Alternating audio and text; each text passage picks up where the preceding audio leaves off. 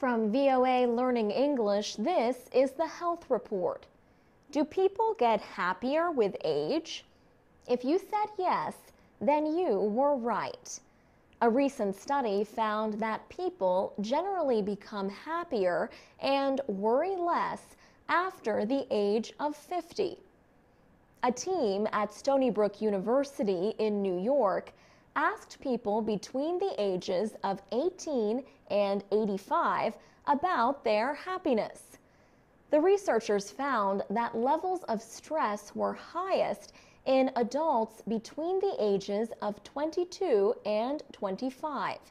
Stress levels dropped sharply after people reached their 50s. Happiness was highest among the youngest adults and those in their early 70s. But those least likely to report feeling negative emotions were the oldest ones. The study also found that men and women have similar emotional patterns as they grow older. But women of all ages reported more sadness, stress, and worry than men. The researchers also considered possible influences, like having young children, being unemployed, or being single. But they found that these situations did not affect the levels of happiness and well-being related to age. So why would happiness increase with age? One theory is that as people get older, they become more thankful for what they have and have better control of their emotions. They also spend less time thinking about bad experiences. Happiness is not the only thing that seems to improve with age. Another study found that people in their 80s reported the fewest problems with their sleep. Researchers had expected to confirm the popular belief that sleep problems are connected to aging. The survey found an increase in sleep problems during middle age, especially in women. But overall, people reported that they felt their sleep quality improved with age. For VOA Learning English, I'm Alex Villarreal. From VOA Learning English, this is the Health Report in Special English. Winter and cold weather is a fact of life to many people in the northern part of the world. Freezing weather can mean frostbite and hypothermia unless a person is prepared. Here are some ways to stay warm, dry, and safe in cold weather. Frostbite is damage that happens when skin is exposed to extreme cold for too long. It mainly happens on the hands, feet, nose, and ears. People with minor cases of frostbite that affect only the skin may not suffer any permanent damage. But if deeper tissue is affected, a person is likely to feel pain every time the area gets cold. Damage to blood vessels is more dangerous. This kind of injury can lead to a gangrene infection. Sometimes the only way doctors can treat an injury like this is to remove frostbitten areas like fingers and toes.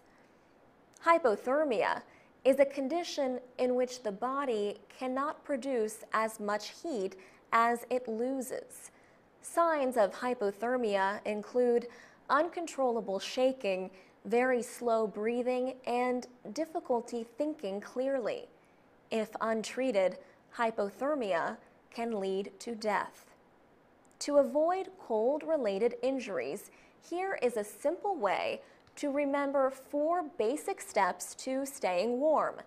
Think of cold, C-O-L-D. The C stands for cover. Wear a hat and scarf to keep heat from escaping through the head, neck, and ears. And wear mittens, which are warmer than gloves. The O stands for overexertion. Avoid activities that will make you sweaty. Wet clothes and cold weather are a dangerous combination. L is for layers.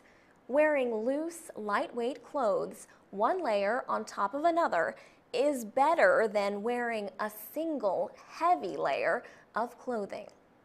And D is for dry. In other words, stay as dry as possible. For VOA Learning English, I'm Alex Villarreal. From VOA Learning English, this is the Health Report in Special English. Hypothermia is a real concern if you are outside in cold weather for a long time. It is a condition that develops when the body is losing more heat than it is able to produce. Hypothermia can be mild, moderate, or severe. Mild hypothermia is something that most people who live in cold climates have experienced. You feel so cold that your body starts to shake a little, but you cannot control the shaking. The treatment for mild hypothermia starts with getting out of the cold, drinking warm, non-alcoholic liquids, and eating something sugary can stop the shivering. Taking a warm bath or sitting by a fire can also warm the body. In severe cases, the body temperature drops below 35 degrees Celsius. People may lose the ability to think clearly. Their muscles become stiff. In such cases, rangers for the National Park Service advise to prevent additional heat loss first. They place extra covering around the chest, head, and neck of victims to keep them warm. It is important to work fast to get people out of the cold. It is equally important to move them slowly and gently. Sudden movement can force cold blood from the arms, legs, and hands deep into the warmer middle of the body. The sudden flow of cold blood can cause shock. The process of rewarming a person needs to be done slowly in a hospital if possible. An extremely low body temperature can cause the heart to beat so slowly that a pulse may be difficult to find. In other words, a person who is suffering from the effects of severe cold may seem dead, but they may still be alive. For VOA Learning English, I'm Carolyn Presutti.